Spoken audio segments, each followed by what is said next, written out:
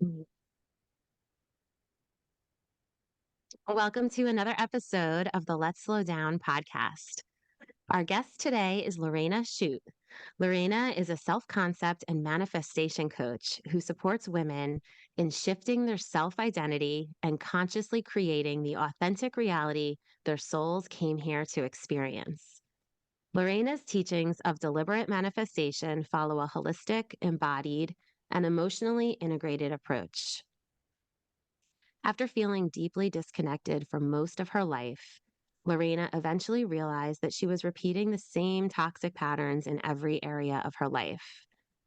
So many of us can relate to that one. Mm. After a severe mental health crisis, she then embarked on a spiritual journey and ultimately learned about manifestation. Yet, traditional manifestation teachings only led her to more frustration, anxiety, and despair. She was fighting her true beliefs, and instead of changing her circumstances, she only felt worse as time went on.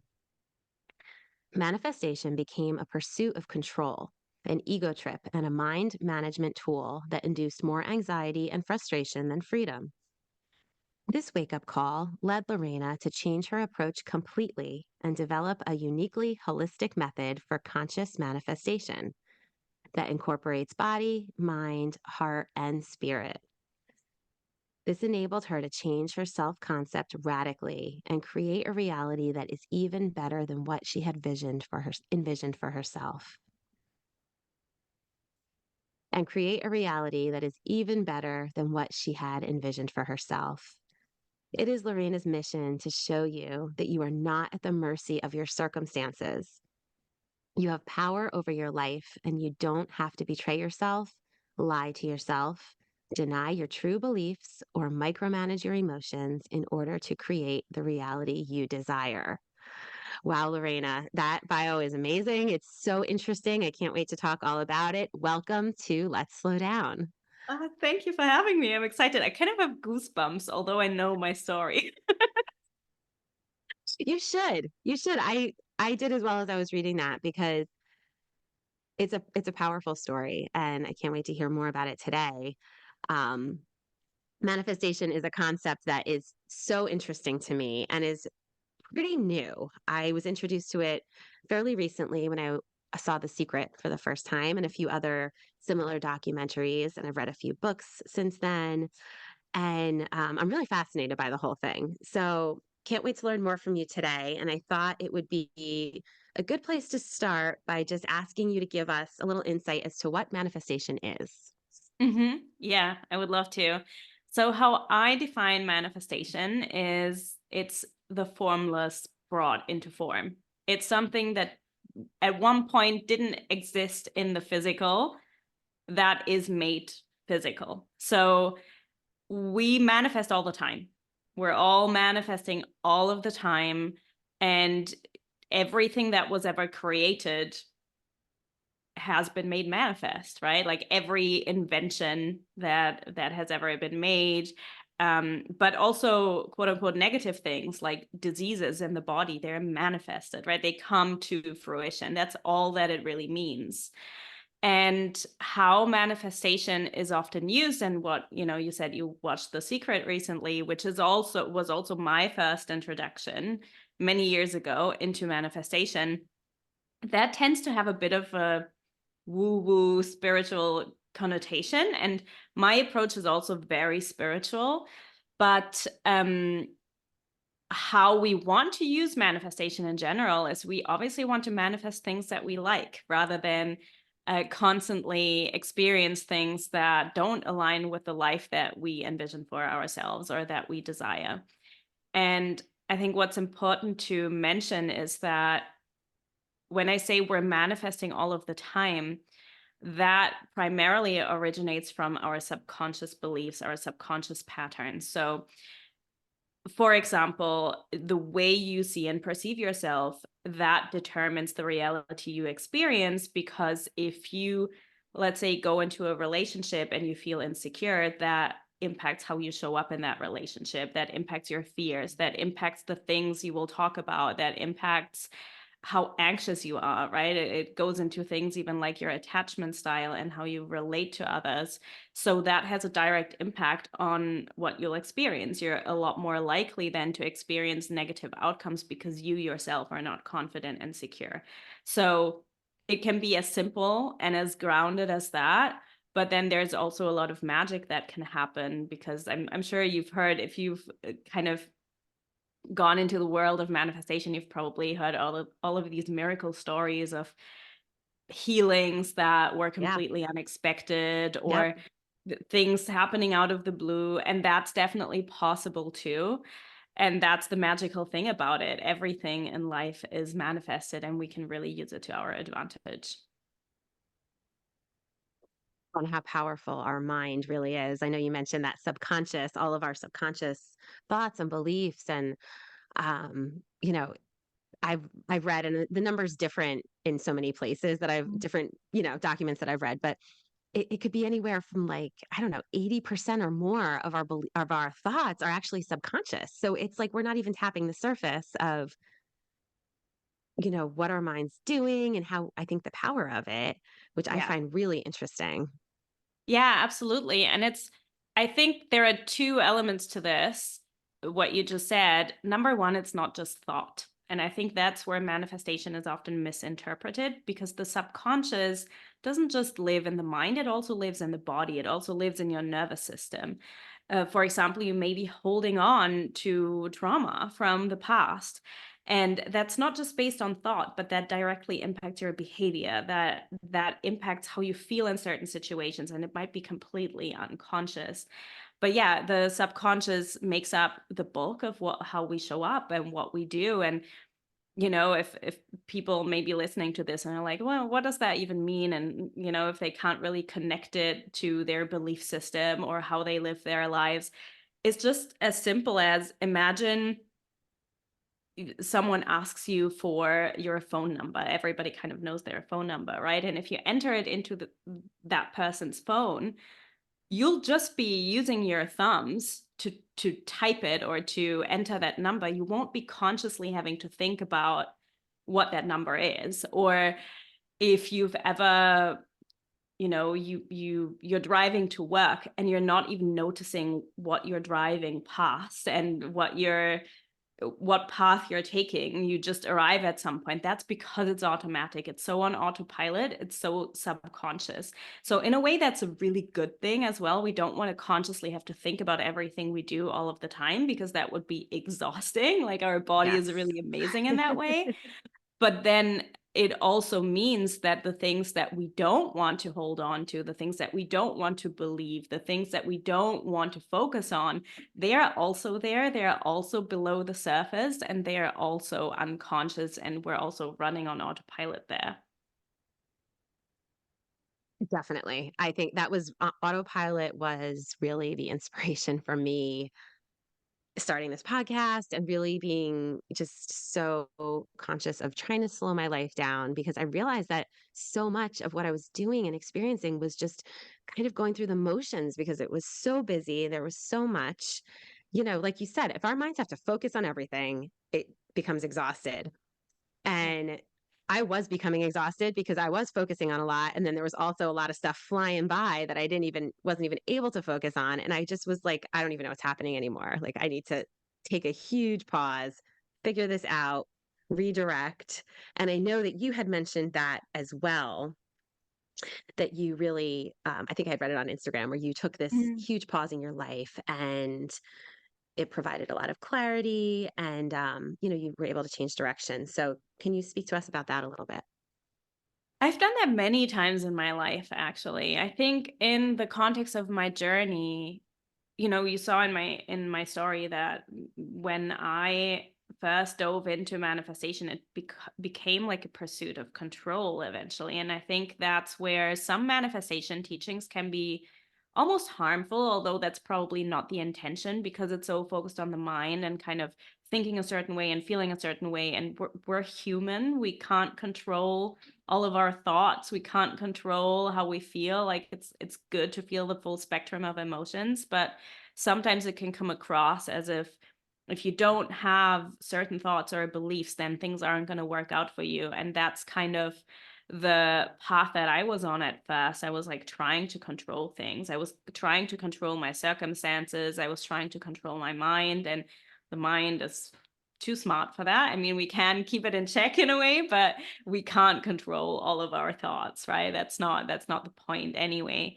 And so I had a bit of a breakdown eventually where I realized this is really not working, and I'm feeling worse. Like, this is something that should empower me and that should improve my life, and I actually feel so much more anxious, so much more frustrated. I feel bad about myself. I feel like I am doing something wrong for some reason. And that's when I had to really take a pause and slow down, and I had to find a new way, because I realized the way I had been, approaching things and how I'd been working really hard hadn't really been working. And I think, you are kind of speaking to this just now, how our society is set up for that. Our society is very much go, go, go, harder, Yep. harder, harder. And we're just not taught to slow down, because it doesn't serve the system when we do. Exactly. Yeah. Yeah. so so I think we need to be really intentional with it. And ultimately, I mean, the process for manifestation that I teach, it's a very deliberate, intentional process as well. And it also has elements of hard work and action. But ultimately, the moment you receive, the moment things come through and manifest, is when you're surrendered. That is when you're in the nothing. That is when you have slowed down, when you're not being so active. That's when things actually transpire. So I think there's a lot of wisdom in slowing down. And I'm very much a person who can go very hard. I don't know if you're into astrology at all, or you have. Just a little, not too much. Well, I have 6 Capricorn placements, so I'm a very hard worker, and I can go very hard on things. And I'm very determined. If I want something, I'm like, I'm gonna go get it, and I do not stop. So I constantly need to remind myself to pause. I can fall into overworking myself and patterns like this, and I constantly need to go, hold on, take a breath, slow down, because that's a pattern that I fall into. So I definitely see the wisdom in it and see the benefit in it. For sure. For sure. It can be so powerful. All of this can. Mhm. And I love how you said you called it, that's when you're in like the nothing. Is that what you called it? In the nothing. So talk to us about that, because that place sounds special. Yeah, it's funny you mentioned this, because I actually did a masterclass series last week, and it was all about death and rebirth. And when I speak about the nothing, I speak about this, like, I call it like a death portal. It's like when we have let things go and we have dropped either old habits or old relationships or things where we felt like, in a way, it's not been serving us or our identity or self concept. And when we're in that place, it's scary. It's even scary to let things go. It's scary to take a leap of faith, whether that looks like someone who really dislikes their career and is like, I'm going to quit this job now, but I don't know what's next. And this is terrifying. Or whether it's getting out of a relationship, or whether it's just, changing, completely transforming a habit or a lifestyle. It's scary because we don't know what's next. We don't know what the future holds. But I believe that in that void space, in that nothingness, that's also where the magic happens, because that's where we have all of the possibilities, all of the potential. If we constantly hold on to how things have been and what we're used to and familiar with, we're never going to grow. We're never going to go through an evolution. And I'm also a big believer in we grow outside of our comfort zone. If we stay in our comfort zone, nothing's ever going to happen. We're just going to repeat the same cycles. So I think, yeah, that process of letting things go and dying to old identities or to old parts of ourselves is very, very necessary. But yeah, then you're in the nothing, and that's where the magic can happen. And it's so hard, like you said, terrifying to do that, because So scary. oftentimes it's like all we know, or that's how we've been living for a million years. And I have two questions about that. Uh-huh. Um, one is like, and this is my personal question. I'm a trained classical musician. So my whole life since I was like 9 years old learning how to play the clarinet, it's like you practice, practice, practice so much, so hard, and it gets really, really nitpicky. Mhm. Like that whole solo could be perfect, but that one note was, you played the right note, but you didn't play it quite in tune enough, or you didn't give it quite enough space around it, or whatever it might be. So, I realized, and I went and pursued this in college, and I still play that piece of me, where it has helped me grow into a professional musician who doesn't make a lot of mistakes, quote unquote. It has transferred to most other areas of my life. And I can be very critical of myself. I can be very critical of the people around me, very critical of my thoughts. And honestly, I don't mean to be like negative or harsh to people. It just sort of happens because that seems to be how my brain is wired right now. Mhm. So just using that because that's been a somewhat limiting belief, I think, in my life for a very long time, like decades. So how would somebody like me go about starting to change that after so long? Yeah, that's a big one. What you're speaking to kind of is what it sounds like, perfectionism, right? It needs to Yes. be Yes. absolutely perfect, and Yep. otherwise I'm not good enough. Yep. And I even like how you notice that it applies, you kind of project it onto other people too. And one of the modalities that I use in my process is shadow work. And shadow work is something, the shadow is something that Carl Jung has that term, I think he coined that. And the shadow refers to an unconscious part of our psyche. So those are the things that we don't want others to know about, what we want to hide, what we reject within ourselves, what we repress, what we deny. And what often happens is when that part of our psyche is not integrated, when we haven't re-owned that, when we don't know how to navigate it, is that we project it onto other people, which then manifests certain outcomes with what you're speaking to now. Like that probably also impacts your relationships because you're not Sure. meaning to be negative, but Right. you're automatically critical. And it also impacts your own results, right? Like whether that's in relation to music or anything else, maybe producing this podcast where you might be doing things and you might be critical of yourself and you never get to the end result that you want to get to because you're constantly thinking it could be better, it could be better, on top of what it does for you and how you feel about yourself. And I think that is always the starting point, like working on our self concept and our relationship to self. And that's where I use shadow work as a modality as well.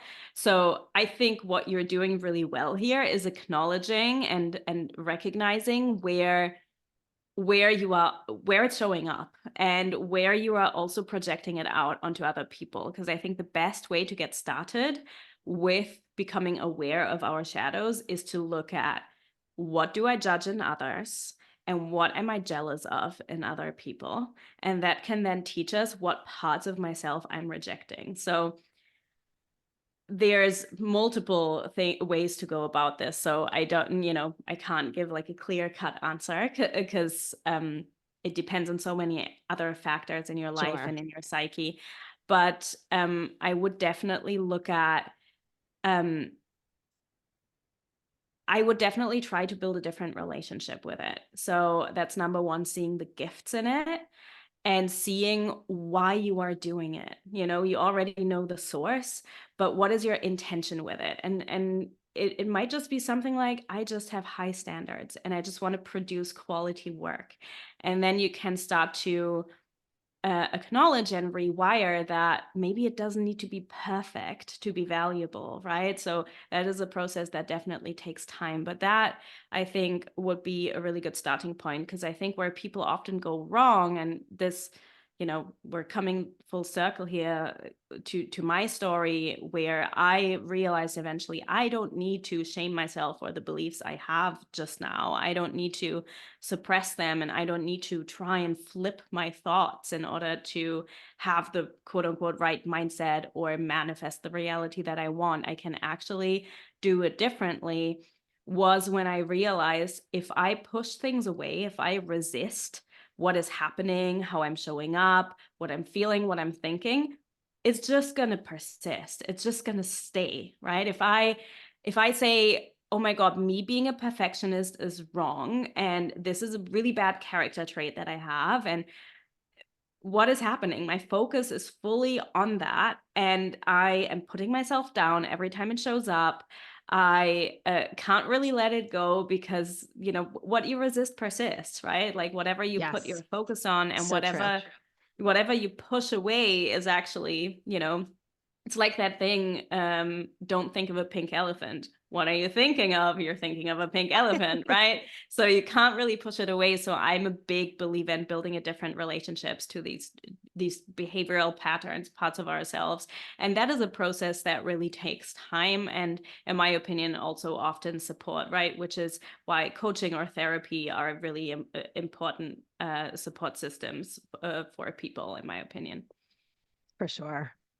Yeah, that's something that I've learned just as I've gotten older. Like, we don't have to keep everything in our heads. We don't have to do it all by ourselves.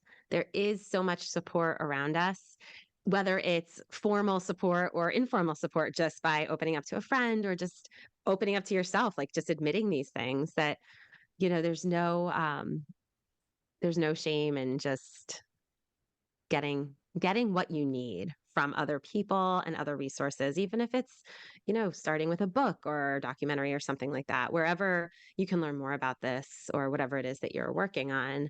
Mhm. um, I feel like somewhere along the way we feel like we need to do everything on our own, and yeah, that's one approach, but it doesn't have to be that way, and it's usually more fun and more manageable not to, right?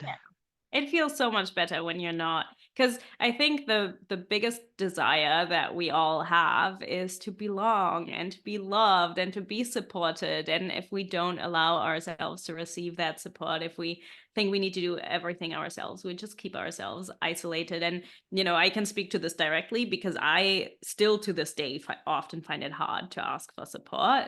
You Yeah. know, but it's so valuable. And I also, when I think about the times that I have really allowed myself to receive support, be that asking a friend for help when I moved, or in like coaching containers, whatever I've been wanting to achieve, I got there so much quicker with help. So it's also like there's an element of it collapses time. Like even if you could do it on your own, it's going to take you 10 times as long if you try Yes. it all on your Yes. own.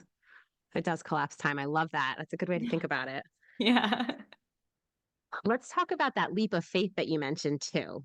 People who want to make a huge change. You mentioned like quitting that job, not Mhm. knowing what's next. In that void and in that space, there's so much potential. And I couldn't agree more. It's like we have to sort of close one door before another door can open sometimes, just Yeah. for our own mental capacity. Like we can only do so much. So what do you say to the person who is taking that leap of faith or who's thinking about taking that leap of faith and is scared out of their mind? Mhm. How can manifestation help? So, yeah, first of all, what you're saying is exactly right. We can keep ourselves mentally blocked, but there's also an energetic component. If we've ever been I was in this place for a few years where I was I had certain um I had certain friendships that were actually not aligned anymore, and I wanted nothing more than to make connections, to meet new people, to make friends. And I just wasn't doing that. And why was I not doing that? Because I still had these other people in my field, and it was like my energy was all distracted. And the moment I let go of these friendships, and that was incredibly hard and very painful over the last few years, I had a lot of grief in my life, both in terms of death, but then also endings in terms of relationship and friendship breakups. And it was incredibly scary. And the moment I truly let go, literally 2 weeks later, I had new people enter my life. And I'm so grateful and so happy. So there's an energetic component too. Now, when it comes to, okay, if there's somebody listening who's like, I want to quit my job, or I want to take this leap of faith, I want to get out of this relationship, I think it's a bit nuanced. So I don't just want to say, yeah, just quit your job, do Right. something new, because that might not be the right thing for you.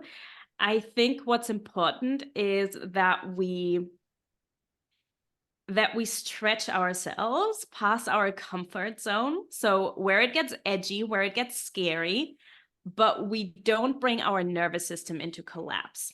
So what I mean by that is, for example, if I want a new career, if I wanted to quit my job, but I don't actually feel safe, if I don't have an income at all, and I am not in this place of trust, then quitting my job and just being in the nothing and just hoping for something to come in, that might create more pressure than actually it might serve you, because now you're in a state of fight or flight. Now your nervous system is in a state of constant activation, survival. You feel like, oh my God, if it's not going to manifest ASAP, I'm not going to have any money. Now, as we've just established, what you resist persists. So then when you create that pressure for things to manifest and transpire, nothing's going to show up, because suddenly there's a massive attachment and you need it to happen. Things don't come when we need them to happen. They happen when we're open for them to happen. I said happen a lot of times just now. So I think that's where the nuance comes in. If someone is in a place, however, because I do know people, I have worked with people, some of my clients have just been, I'm going to quit this job because now I'm in this place. We did a lot of internal work for them to get to this place of trust. So they were able to go into the unknown, and it would still stretch them. There would still be fear, but there was also an immense amount of self-trust that would kind of catch them and enable them to go into the unknown. So that's what I would say, where like the nuance definitely comes in. So it's about stretch yourself, stretch your nervous system, where it gets a bit edgy and where like, I can't do this, but actually you can, but don't bring it to collapse. Like, don't go past your limitations, because that might actually cause more harm than good. Yeah, and trusting ourselves is so important. I mean, when we say it A out journey. loud, like it is a journey because it sounds like, yeah, when if you don't really think about it, it's like, yeah, I trust myself. But then, okay, well, then why are you doing that? Or why are you second guessing this? Yeah. And it's so important. And, I think that inner work, like I just find again, like slowing down and kind of going into that quiet space Mm. internally has helped me so much on my journey towards inner peace and just settling things down, settling those thoughts and that energy. I like that you have mentioned that because a lot of us, I know me, thinks of manifestation as really as thinking thoughts, and you have reminded us that it is physical, it is energetic. There's so many other elements to it, and that's our whole selves, right? Like we're not just our thoughts, we have other components, and it's the whole picture. Yeah, absolutely. So I always like to say that what really manifests our reality is not our thoughts. There's the saying, right? I think they might even say it in The Secret. I haven't seen this film in like a year, in like a decade, but um it's, a lot of people will say thoughts create reality, right? Be careful of what you think, like where you put your focus, where you put your energy. But I like to say what really manifests your reality is your entire state of being. That includes your mindset. Yeah, it includes the way you think. It also includes the state of your nervous system, because if your nervous system is more in a state of balance and regulation, it's a lot easier for you to have certain thoughts, right? Like if you're in a constant state of activation, you're not going to think positively, and it's actually going to create more tension to have certain thoughts. It's also about things that you're maybe holding on from the past, right? That's where the heart comes into play, the emotional component. Maybe you're carrying pain from your past. It's really hard to then rewire your mindset from that place. Like, you need to do some deeper emotional work then. And then lastly, I also think there is a big spiritual component, right? There is like an element of magic, and we don't really know how it all works. Uh and that connection to the divine, God, the universe, consciousness, whatever we want to use, even nature, that is really another piece, right? The awareness that we're not just our ego, we're not just this physical shell, we're not just that, Yeah, we're we're not part just of this something so much vessel. bigger. Yeah, and exactly, we're part of it. We are not it, but Yes, we are it, but we're also just part of it. So there's so much that goes into it, and I think saying, oh, like just focus on your thoughts and re flip your thoughts or change your thoughts. It's a very limited perspective because we're so much more than just our thoughts. sure, sure. And that nervous system, like you said, Mhm. is a huge part of it and affects every single thought that we have. What Absolutely. are some of your favorite ways to really regulate that and calm it down? Yeah, so I'm a really big fan of Kundalini yoga. I'm a really big fan of, I'm also certified in teaching that. It's one of my favorite modalities. Um, and also just the breath, just the breath movement is great.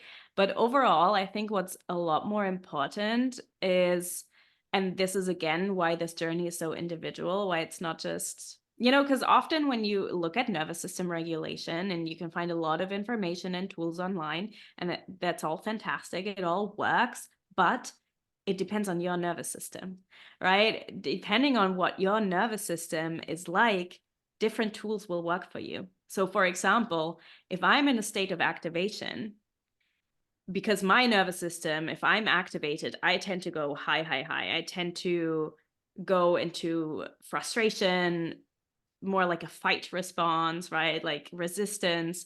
Whereas other people might slow down and they might freeze and they might go into people pleasing or fawning. And if I get activated and I have all this energy circulating through my system, actually slowing down in that moment or meditating is the worst thing I can do because I have this activation in my system and it's just going to activate me more. Whereas somebody who is a bit slower in their being, and when they get activated, it more slows down their system. For them, it's maybe just something like deep breathing. So it is a bit nuanced, and I think the best thing you can do is really become aware of how you're reacting, what your triggers are, what is happening in each moment, and how your body reacts to certain circumstances or people sometimes as well, or thoughts.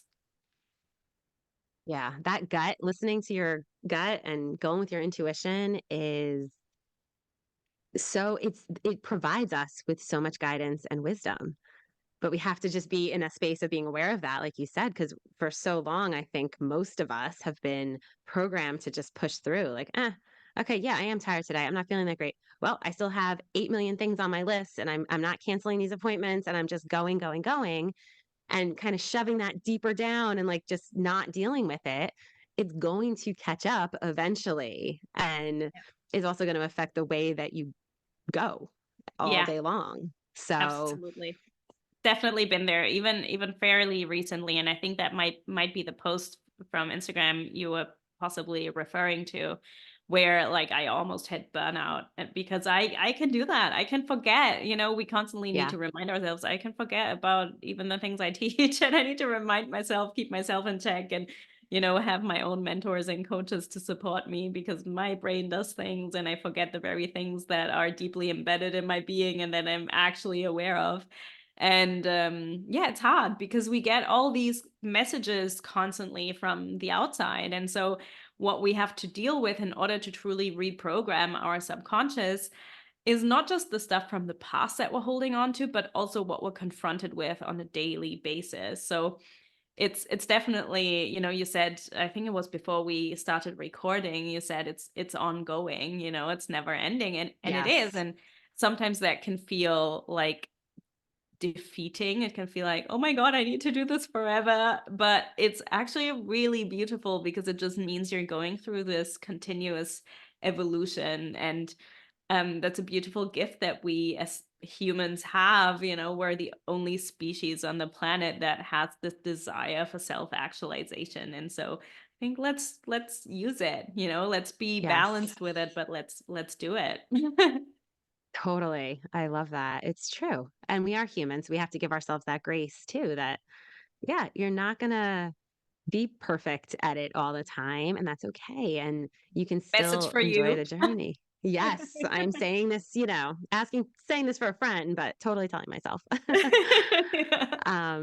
But there's so much beauty that we can enjoy along the way and, fulfilling experiences that do not need to be perfect. And I think a lot of times the best ones aren't perfect. Sometimes the most fun is when like something goes awry and it's not the way you planned, but you can just accept it, laugh about it, have fun with it anyway. And those are like the memories. That's the stuff that you're like, remember when that happened?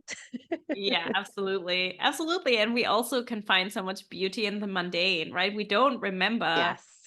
I don't know if you've ever read this book or heard of this book, The Top Five Regrets of the Dying.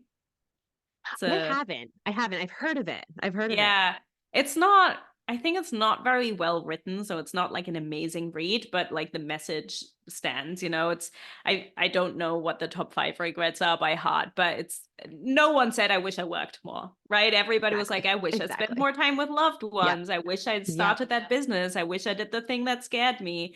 I wish I allowed myself to be happier. No one's like, I'm so glad I've been working my whole life and I've been, doing all this overtime. Whew. Nobody says that Exactly. because Yeah, at the end of the day, it doesn't exactly. matter. What matters is like the little things in life and the connections we make and, the smell of the rose on our walk outside. And those are really the things that bring us joy. 100%. You're so much fun to talk to. Thank you. This has been a real treat. Why don't we kind of close with something that you're enjoying right now to slow down? Like, what's your favorite way to slow down right now? My favorite way to slow down right now is I think my favorite way to slow down right now is two things actually. The thing that I do in the moment is to dance. If I notice myself being in my head, because I can get very much in my head or in work mode, and I just put on my playlist and I just move and I let my body move. And the other thing that is more like a consistent, sustainable thing that I need to learn still is to this phone, to leave it somewhere else and to not be on it and Yes. to not take it into the bedroom because that has such a big impact on my mental health when I'm like scrolling in the morning or something. So Yep. that is another thing that's really helping me to slow down, not being on that. Love it. Amen to that. I think we could all take a page out of your book with that one because we It's are we are hard. just tied to that thing. Yeah, it is Addictive. hard. It is so hard. And I love that you mentioned dancing and, Mhm. music. Obviously, I'm a musician. I love music. I love how it makes us all feel. And we can really change so much very quickly through music. I find that that's the quickest way for me to really change my thoughts. If I'm stuck, and I put a song on and I can completely change my mood and my energy. And actually, interestingly, tomorrow's podcast episode, we're recording this a few weeks before this one's going to come out, but tomorrow's episode is about a song. It's about Connection by One Republic. And he talks Ah, about getting out of autopilot and needing human connection, getting off the phone, all that stuff. So it's so, yes. if you haven't listened to that one, go back and listen to it because it'll have aired a few weeks ago. But the power of music and dancing and that energy is so great and something that we always have at our fingertips Yeah. at our ears, at our disposal to tap into. Singing as And well. Like there's a lot yeah, of healing in just like using our voice too, like chanting is very powerful. So yeah, I love that. yeah, Music is a yeah. big thing. It It impacts our is. nervous system. Awesome. Awesome. Lorena, thank you for being here. Why don't you, I'll put everything in the show notes, but can you tell everybody where to find you? Yeah, absolutely. So the two best places where to find me are Instagram and YouTube. And it's just my name, Lorena Schuth. Schuth is Schuth, but you have it in the show notes anyway.